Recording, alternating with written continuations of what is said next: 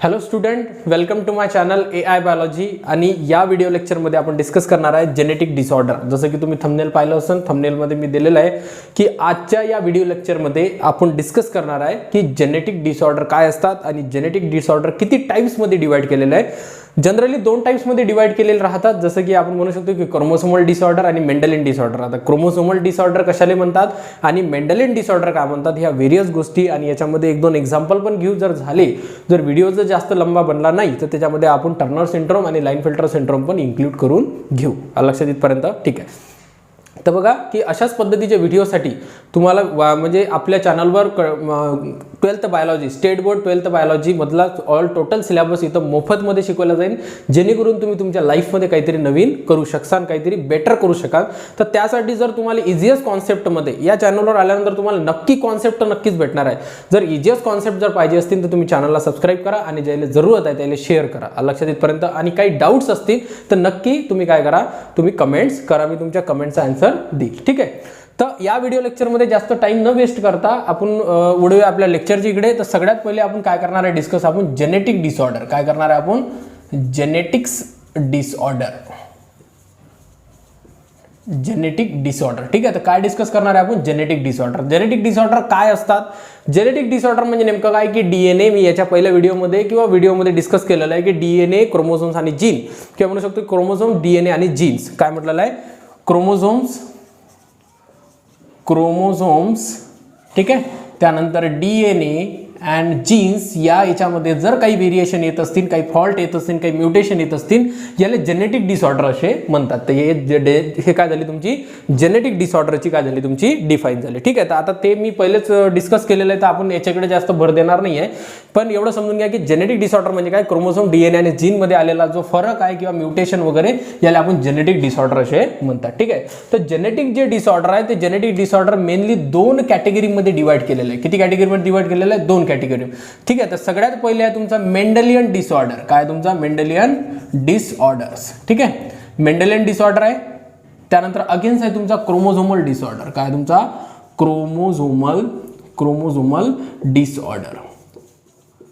ठीक आहे. किती प्रकारात डिवाइड केलेलं आहे, एका तुमचा मेंडेलियन डिसऑर्डर, एका तुमचा क्रोमोझोमल डिसऑर्डर. आता what is mean by Mendelian disorder आणि what is mean by chromosome disorder, याला आपण काय करू, थोडंसं डिफाईन करू. ज्यावेळेस एखाद्या जीन्समध्ये, लक्षात ठेवा, एखाद्या जीन्समध्ये जर म्युटेशन येत असेल, काय येत असेल, म्युटेशन्स वगैरे जर येत असेल, किंवा म्हणू शकतो की पर्टिक्युलर जीन्समध्ये जर काहीतरी चेंजेस येत असतील, तर या कारणानं जे की डिसीज आहे, जसं की जीन्सवर येत असतील, जीन्समध्ये जर काही म्युटेशन होत असेल, काही व्हेरिएशन होत असेल, अशा डिसीजले किंवा अशा डिसऑर्डरला आपण काय म्हणतो, मेंडेलियन डिसऑर्डर असे म्हणतात. काय म्हणतात, मेंडेलियन डिसऑर्डर. लक्षात येतपर्यंत. आता बघा की मेंडेलियन डिसऑर्डरचे एक्झाम्पल आपण घेतलेले आहे की जीन जर फॉल्टी असेल, म्युटेशन असेल, तर त्याला मेंडेलियन डिसऑर्डर म्हणतात. आणि अगेन्स्ट काय तुमचा क्रोमोझोमल डिसऑर्डर आहे. काय तुमचा क्रोमोझोमल डिसऑर्डर. क्रोमोझोम डिसऑर्डर म्हणजे नेमकं काय की ऍब्सेन्स ऑफ क्रोमोझोम किंवा एखादा एक्स्ट्रा क्रोमोझोम्स येणे. जनरली जे जेनेटिक मटेरियल राहते, आपण जर क्रोमोझोम जर विचार केला तर क्रोमोझोम्स काय राहतात, मेलकडे राहतात XY आणि फिमेलकडे राहतात XX. जर याच्यामध्ये एखादा एक्स्ट्रा जर आला, मेलच्या कंडिशनमध्ये 2X जर झाले, फिमेलच्या कंडिशनमध्ये एक ऍब्सेंट राहिला, तर अशा पद्धतीच्या कंडिशनमध्ये काय झालं की एक क्रोमोझोम कमी आलेला आहे, एखादा क्रोमोझोम एक्स्ट्रा आलेला आहे. अशा पद्धतीचे जर काही प्रॉब्लेम होत असतील किंवा डिसऑर्डर होत असतील, तर याला आपण काय म्हणतो, क्रोमोझोमल डिसऑर्डर असे म्हणतात. तर बेसिकली काय झालं की जेनेटिक डिसऑर्डर किती भागात डिवाइड केलेलं आहे, एका तुमचा मेंडेलियन डिसऑर्डर आणि एका तुमचा क्रोमोझोमल डिसऑर्डर. जे की मी तुम्हाला सांगितलं की मेंडेलियन डिसऑर्डर कशाला म्हणतात आणि क्रोमोझोमल डिसऑर्डर कशाला म्हणतात. लक्षात येतपर्यंत ठीक आहे. आता बघा की जे क्रोमोझोमल डिसऑर्डर आहे, हे जे क्रोमोझोमल डिसऑर्डर आहे, हे पुन्हा किती टाइप्समध्ये डिवाइड केलेलं आहे, दोन टाइप्समध्ये डिवाइड केलेले आहे. ठीक आहे. तर दोन टाइप्स कोणते आहे तुमचे, एक आहे तुमचा ऑटोझोमल्स, एक आहे तुमचा ऑटोझोमल्स. ठीक आहे. Autosomal chromosomal disorder, autosomal chromosomal disorder. ठीक आहे. काय दिलेलं आहे तुमचा ऑटोझोमल क्रोमोझोम डिसऑर्डर. लक्षात. आता याला काय म्हणतात हे पण सांगून देतो. याच्या पहिल्या व्हिडिओमध्ये पण मी या गोष्टी डिस्कस केलेल्या आहे की ऑटोझोमल्स म्हणजे नेमकं काय आणि ऑलोझोमल्स म्हणजे काय, ज्याला ऑरमध्ये sex chromosomes sex chromosome disorder पण म्हणतात. काय म्हणतात? Sex chromosome disorder. ठीक आहे, इथपर्यंत लक्षात आलं. काय आलं तुमचं? एक आहे तुमचा ऑटोझोमल्स, एक आहे तुमचा ऑटोझोमल क्रोमोझोम्स, एक आहे तुमचा सेक्स क्रोमोझोम डिसऑर्डर. लक्षात, आपल्या बॉडीमध्ये दोन भागातनी, दोन कॅटेगरीमध्ये क्रोमोझोमचं डिवाइड केलेलं आहे. कशा पद्धतीने केलेलं आहे की 44 जे राहतात हे 44 काय तुमचे ऑटोझोमल्स आहे. लक्षात, इथपर्यंत किती झाले? 44 काय तुमचे ऑटोझोमल क्रोमोझोम्स आहे आणि रिमेनिंग राहिलेली जे 1 पेअर आहे म्हणजे 2 काय झाले तुमचे सेक्स क्रोमोझोम. म्हणजे 44 + 2 = 46. आणि तुम्हाला एवढं माहित असलं पाहिजे की ह्यूमन क्रोमोझोम नंबर किती राहते? 46 राहते. किती राहते ह्यूमन क्रोमोझोम नंबर? 46. जर तुम्हाला हे माहित नसेल तर तुम्हाला अजून डिटेल वाचण्याची जरूरत आहे. एवढ्या गोष्टी तुम्ही 12th मध्ये आलेल्या आहेत तर एवढ्या गोष्टी तुम्हाला माहित असणं गरजेचं आहे. लक्षात, इथपर्यंत काय आपल्याकडे 44 काय आपले ऑटोझोमल्स आहे आणि दोन क्रोमोझोम जे आहे हे म्हणजे 2 क्रोमोझोम जे प्रेझेंट आहेत आपल्याकडे, 1 पेअर जे प्रेझेंट आहे हे कोणती आहे? तुमची सेक्स क्रोमोझोमची राहते, जे की आपलं सेक्स डिटरमाइन करते तुम्ही मेल आहे की फिमेल्स आहे. लक्षात, इथपर्यंत हे 2 क्रोमोझोम आपल्याकडे प्रेझेंट राहतात. जर या क्रोमोझोमवर, सेक्स क्रोमोझोमवर जर काही फॉल्ट असेल, सेक्स क्रोमोझोम मध्ये एखादा एक्स्ट्रा आला असेल किंवा कमी आला असेल, तशा डिसऑर्डरला आपण सेक्स क्रोमोझोम डिसऑर्डर असे म्हणतात. लक्षात, इथपर्यंत एकदम सिंपल पद्धतीने. अगेन ऑटोझोमल्स म्हणजे नेमकं काय? या 44 क्रोमोझोम्स मध्ये जर काही प्रॉब्लेम झाला, म्हणू शकतो की काही म्युटेशन होत असेल किंवा म्युटेशन नाही म्हणू शकत आपण, एखादा एक्स्ट्रा क्रोमोझोम ट्रायसोमी कंडिशन वगैरे जर आली असेल, एक्स्ट्रा क्रोमोझोम जर आला असेल या ऑटोझोमल्सवर, तर अशा डिसीजला आपण ऑटोझोमल क्रोमोझोमल डिसऑर्डर म्हणू, जे की क्रोमोझोमल डिसऑर्डरच्या अंडरमध्ये काम करते. लक्षात, इथपर्यंत ठीक आहे. एवढं लक्षात आलं काय आहे? ठीक आहे. नंतर आपण काय जाऊ? समोर जाऊ.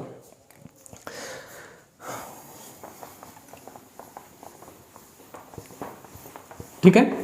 आता बघा की जनरली जर आपण डिटरमाइन केलं की कोणकोणत्या गोष्टी आपल्याकडे प्रेझेंट राहतात जेनेटिक डिसऑर्डरमध्ये, जर आपण क्रोमोझोमल डिसऑर्डरचा जर विचार केला, आपण काय करत आहे? आपण क्रोमोझोमल डिसऑर्डर.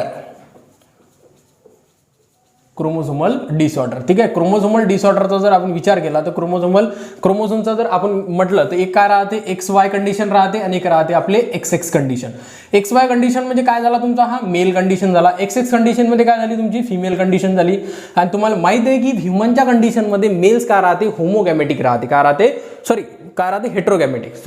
हेट्रोगॅमेटिक आणि फिमेल काय राहते? होमोगॅमेटिक. कारण की हे सिमिलर गॅमेट फॉर्मेशन, कारण एक्स सिमिलर गॅमेट्स आहे आणि याच्यामध्ये काय डिसिमिलर गॅमेट्स, कारण की डिसिमिलर क्रोमोझोम त्याच्याकडे प्रेझेंट राहते, हेट्रोगॅमेटिक आणि होमोगॅमेटिक. ठीक आहे. आता बघा की याच्यामध्ये होईल काय की तुम्हाला माहिती आहे की याच्यामध्ये डायरेक्ट जर जनरेशन काढायचं म्हटलं तर XY त्यानंतर XX आणि XX. ठीक आहे. तर 50% ऑफ काय निघतील? तुमचे मेल्स निघतील आणि 50% ऑफ म्हणजे काय झालं तुमचं? 50% ऑफ काय निघतील? तुमचे फिमेल्स निघतील. काय निघतील? फिमेल्स. ठीक आहे. तर मग इथे प्रॉब्लेम झाला काय की क्रोमोझोम एक्स्ट्रा येईन कसा? काय कारण आहेत त्याच्या मागचे, की काय रिझन असू शकतात की एखाद्या येणाऱ्या जनरेशन मध्ये काय होतं? एक एक्स्ट्रा क्रोमोझोम किंवा कमी क्रोमोझोम येतात. तुम्हाला माहित आहे की आपल्याला जे समोर एक्झाम्पल शिकायचे ते सेक्स क्रोमोझोम डिसऑर्डर पाहिजे आपल्याला, जसे की लाइन फिल्टर सिंड्रोमचा आहे, टर्नर सिंड्रोमचा एक्झाम्पल आहे. तर लाइन फिल्टर सिंड्रोम, टर्नर सिंड्रोमचं जेनेटिक कन्स्ट्रक्शन काय? एकाच आहे X0 जे की तुमची फिमेलची कंडिशन आहे आणि एक आहे तुमची मेलची कंडिशन ज्याच्यामध्ये XX आणि Y कंडिशन आहे, जे की तुमची कोणती कंडिशन आहे? मेलची कंडिशन आहे. इथं काय दिसते तुम्हाला? एक एक्स्ट्रा क्रोमोझोम दिसते, X काय एक्स्ट्रा क्रोमोझोम आहे, इथं काय तुमचा एक ऍब्सेन्स ऑफ क्रोमोझोम्स आहे. तर हे कंडिशन काय होते, त्याच्या मागचं काय रिझन्स आहे? ठीक आहे. तर मग हे जे प्रोसेस आहे किंवा हे जे कंडिशन आहे हे मिओसिसच्या टाइम मध्ये होत असते. आता बघा की इन डिटेल मध्ये होते काय त्या गोष्टी. आता ठीक आहे, हे झाली तुमची मेल कंडिशन, हे झाली तुमची female condition. At the age मध्ये एखाद्या फिमेलची जर जास्त एज असन, लक्षात येतपर्यंत, म्हणून बरेच जण म्हणतात की एक पर्टिक्युलर एज नंतर येणारे जनरेशन डेव्हलपमेंट करून घ्या, लेकर म्हणू शकतो आपण डेव्हलपमेंट करून घ्या. जर एखाद्या फिमेलची एज जर वाढत असेल किंवा एज म्हणू शकतो की भरपूर जास्त एज आहे, त्या कंडिशन मध्ये मिओसिसच्या टाइम मध्ये गॅमेट फॉर्मेशन होत असताना काहीतरी प्रॉब्लेम होऊ शकतात. लक्षात, त्याच टाइम मध्ये क्रोमोझोमल डिसऑर्डर होतात. ठीक आहे. आता याचं गॅमेट फॉर्मेशन करा. हे झालं तुमचं X आणि हे झालं तुमचं Y. असे दोन गॅमेट कोण करण? तुमचं फॉर्मेशन मेल करण, कारण की मेल्स काय तुमचा हेट्रोगॅमेटिक आहे. दोन डिफरंट गॅमेट तो काय करण? फॉर्मेशन करण. ठीक आहे. आता बघा की इथं पुन्हा काय करा? गॅमेट सेपरेशन करा. एक राहील तुमचा X आणि एक राहील तुमचा X. ठीक आहे. आता इथं काय मेकॅनिझम चुकलेलं आहे? इथं X क्रोमोझोम आहे, इथं एक न येता 2 X क्रोमोझोम इथं काय केलं जाईल? ट्रान्सफर केल्या जाईल. आणि इथं जे आहे इथं एकही क्रोमोझोम काय केल्या जाणार नाही? ट्रान्सफर केल्या जाणार नाही. हा लक्षात इथपर्यंत, म्हणजे हॅप्लॉइड तिथं बनलंच नाही.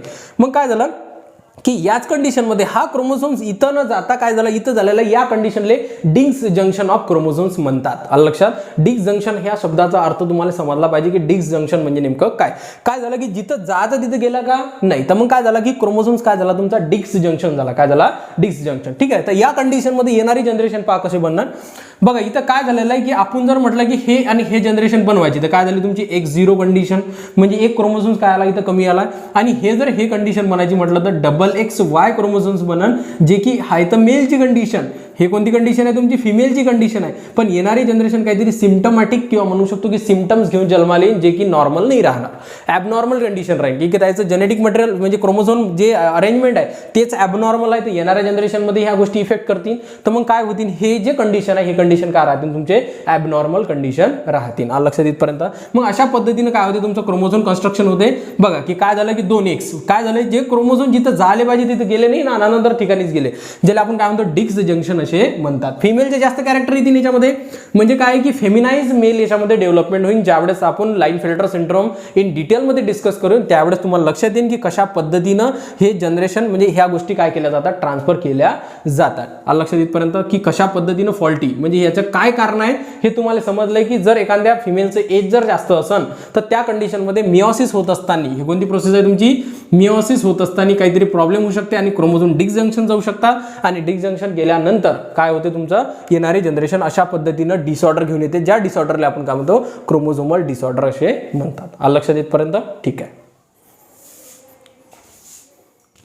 ठीक आहे, चला तर आपण एक्झाम्पल पाहू एक क्रोमोझोमल डिसऑर्डरचं. क्रोमोझोमल डिसऑर्डरचे एक्झाम्पल आहे, जे एक्झाम्पल आहे आपला जे की टर्नर सिंड्रोम आहे. काय तुमचं टर्नर सिंड्रोम हे क्रोमोझोमल डिसऑर्डरचं एक एक्झाम्पल आहे. मी व्यवस्थित पद्धतीने क्लासिफाय करून दिलेलं आहे की क्रोमोझोमल डिसऑर्डर काय असतात, मेंडेलियन डिसऑर्डर काय असतात, आणि जेनेटिकल डिसऑर्डरच्या अंदाजमध्ये या सगळ्या गोष्टी काम करतात. ठीक आहे, तर काय दिलेलं आहे याच्यामध्ये की एक्झाम्पल आहे आपला टर्नर सिंड्रोम. टर्नर सिंड्रोम मध्ये काय कंडिशन दिलेली आहे तुमची एक्स मोनोझोमी कंडिशन. आता याला मोनोझोमी कंडिशन म्हणजे काय, तुमचा क्वेश्चन कुठेही बनू शकतो. ठीक आहे, तर लाईन बाय लाईन व्यवस्थित पाहून घ्या की कशा पद्धतीनं कोणकोणत्या गोष्टी आहे. मोनो म्हणजे एक होते, मोनोझोमी कंडिशन एकच क्रोमोझोम प्रेझेंट राहतात इथं.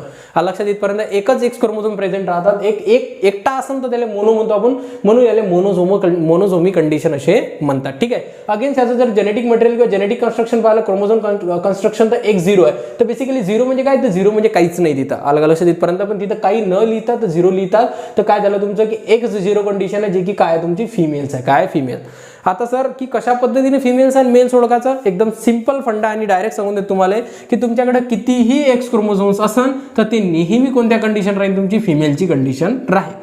लक्षात, जास्त डाऊट न करता. आणि तुमच्याकडे किती एक्स क्रोमोझोम असतील आणि त्यासमोर जर वाय क्रोमोझोम लागत असेल तर ते काय झाले तुमचे मेलची कंडिशन. लक्षात, वाय लागत असेल तर मेल आणि जर एक्स असतील तर काय फिमेल्स. लक्षात, तर ते कितीही असो, नाही तर मग आयडेंटिफाय करता येत नाही सर की 3 एक्स क्रोमोझोम्स आहे आणि मग काय झालं ते, तर लक्षात ठेवायचं की एक्स किती असो तर ते फिमेल्स राहील आणि त्याच्यासमोर जर वाय असतील, वाय जर क्रोमोझोम प्रेझेंट असला तर तो मेलची कंडिशन राहते. ठीक आहे, तर इथं वाय दिसते का तुम्हाला, नाही, इथं काय तुमची एक्सची कंडिशन आहे, म्हणून हे जे आहे टर्नर सिंड्रोम ग्रस्त नेहमी काय राहतात, फिमेल्स राहतात. ठीक आहे, लक्षात इथपर्यंत ठीक आहे. चला तर आपण लाईन बाय लाईन जे इम्पॉर्टंट वर्ड्स आहेत ते आपण डिस्कस करणार आहे. याच्यामधले काय दिलेलं आहे तुम्हाला, it is the sex chromosomal disorder. हे तर माहिती आहे आपल्याला, कारण की एक्स अँड वाय हे कोणते क्रोमोझोम आहे तुमचे सेक्स क्रोमोझोम्स आहे, आणि सेक्स क्रोमोझोमवर होणाऱ्या डिसऑर्डरला आपण सेक्स क्रोमोझोम डिसऑर्डर म्हणतात. म्हणून पहिली लाईन काय दिलेली आहे की it is the sex chromosomal disorder cause due to non disjunction. याला अंडरलाईन करून ठेवून द्या, non disjunction of the chromosome during the gamete formation. Gamete फॉर्मेशनच्या टाइम्समध्ये जे की non disjunction of chromosomes होतात, याच्या पहिलेच मी तुम्हाला सांगितलेलं आहे की कशा पद्धतीनं जिथं एक क्रोमोझोम जातात तर 2 क्रोमोझोम गेलेले आहेत, आणि जिथं क्रोमोझोम जातं जिथं कोणताच क्रोमोझोम प्रेझेंट नव्हता. अलग लक्षात, तर या कंडिशनले non disjunction chromosomes of the during gamete फॉर्मेशनच्या टाइममध्ये होत असतात. त्याचे वेरियस कारण आपण पहिले डिस्कस केले. काय म्हटलेलं आहे की इंडिव्हिज्युअल बॉर्न विथ, काय म्हटलेलं आहे, individual born with 44 autosomal and X0 have a म्हणजे ठीक आहे. तर आता याचं जेनेटिक मटेरियल पाहून घेऊ आपण काय काय गोष्टी आहेत. जे ऑटोझोमल राहतात ते तर नॉर्मल राहतात. ऑटोझोमल किती क्रोमोझोम राहतात, 44 क्रोमोझोम राहतात, जे की नॉर्मल कंडिशन आहे. प्लस आपले जे सेक्स क्रोमोझोम आहे ते किती आहे तुमचा X0 म्हणजे एकच आहे. तर म्हणजे बेसिकली टोटल क्रोमोझोम किती झाले तुमचे, टोटल क्रोमोझोम्स किती झाले तुमचे, टोटल क्रोमोझोम झाले तुमचे. ठीक आहे, टोटल क्रोमोझोम्स आहे तुमचे 45. लक्षात येतपर्यंत. तर मग काय झालं की इथं एक क्रोमोझोम्स काय झाला तुमचा कमी झाला, काय झाला कमी. ठीक आहे, म्हणून काय म्हटलेलं आहे की individual born with 44 autosomal with the X0 condition. ठीक आहे, समोर लिहा, समोर पहा काय दिलेलं आहे, they have the short height. आता याचे सिम्पटम्स लक्षात ठेवा की एका सिम्पटम्सहून तुम्हाला क्वेश्चन विचारला जाऊ शकते. शॉर्ट हाईट राहते, वेब नेक राहते, जाळ म्हणू शकतो आपण त्याला. लोअर पोस्टेरियर, सेकंड सिम्पटम्स काय तुमचा वेब नेक, म्हणजे काय की थोडीशी जाळ जे मान म्हणतो आपण जाडी, ठीक आहे, तशा पद्धतीचे सिम्पटम्स राहतात. लोअर पोस्टेरियर हेअरलाईन राहते, म्हणजे बॅक साईडने जे हेअरलाईन म्हणजे म्हणू शकतो की पोस्टेरियर हेअरलाईन स्ट्रक्चर राहते. जर तुम्ही व्यवस्थित पद्धतीने त्याचं इमेज जर पाहिलं तर तुम्हाला लक्षात येईल. त्यानंतर काय म्हटली, broad shield shape like chest राहते. आणि त्यानंतर काय म्हटलं की पुअरली डेव्हलपमेंट ओव्हरी आणि ब्रेस्ट, म्हणजे जे जेनायटल ऑर्गन राहतात ते पण पुअरली डेव्हलपमेंट राहतात, ओव्हरी आणि ब्रेस्ट पण पुअरली डेव्हलपमेंट राहतात. आणि सगळ्यात महत्त्वाची गोष्ट आहे ते राहतात लोअर इंटेलिजंट. त्याचं इंटेलिजंट लेवल भरपूर काय राहते, लोअर राहते. तुमच्यासारखे ते हुशार राहत नाही, टॅलेंटेड राहत नाही, लक्षात. कारण की तुम्ही नॉर्मल्स आहे. नेहमी लक्षात ठेवायचं की आज आपण नॉर्मल कंडिशनमध्ये आहोत, तर आपल्याला भरपूर काही आहे. जेवढं आहे तेवढ्या गोष्टींनी सॅटिस्फाय करायचं, मेहनत करायची, सगळ्या गोष्टी तुम्हाला भेटून जातात, लक्षात. भरपूर असे काही आहेत आपले बहीण भाऊ जे की त्याच्याकडे ह्या सगळ्या गोष्टी उपलब्ध नाही आहेत, तरी पण ते व्यवस्थित हॅप्पी राहतात. हॅप्पी राहणं शिका, व्यवस्थित शिका, जेणेकरून काय बघा की जे टर्नर सिंड्रोमनं ग्रस्त राहतात त्याच्याकडे लो इंटेलिजंट राहते, म्हणजे तुमच्याकडं जे दिलेलं आहे त्याच्यामध्ये भरपूर काही आहे तुमच्याकडं, लक्षात येतपर्यंत जे आहे त्याच्यामध्ये बेस्ट करायचा प्रयत्न करा, 100% तुम्हाला सक्सेस भेटेल, ठीक आहे. तर काय राहते लोअर इंटेलिजंट, अशा पद्धतीचे जे तुम्हाला दिलेले आहेत सिम्पटम्स, ज्या सिम्पटमच्या बेसिसवर पण क्वेश्चन पडू शकतो. तर हा झाला कम्प्लिटली तुमचा टर्नर सिंड्रोम, ज्याचं जेनेटिक कन्स्ट्रक्शन आहे X0 आणि ते फिमेलच्या कंडिशनमध्ये येत असते, लक्षात. तर अशाच पद्धतीच्या व्हिडिओसाठी, अशाच इझिएस्ट कॉन्सेप्टसाठी इथं चॅनलवर जर आले तर तुम्हाला जरूर कॉन्सेप्ट भेटतात. थेअरी तर ठीक आहे, नोट्स वगैरे तर भेटून जातात तुम्हाला कुठेही पण, दुकान काय 10-20 रुपयातनी नोट्स कुठेही भेटून जातात. पण विषय काय की जर तुम्हाला कॉन्सेप्ट पाहिजे असेल तर चॅनलला सबस्क्राईब करा आणि ज्याला जरूरत असेल त्याला शेअर करा, ठीक आहे. थँक्यू.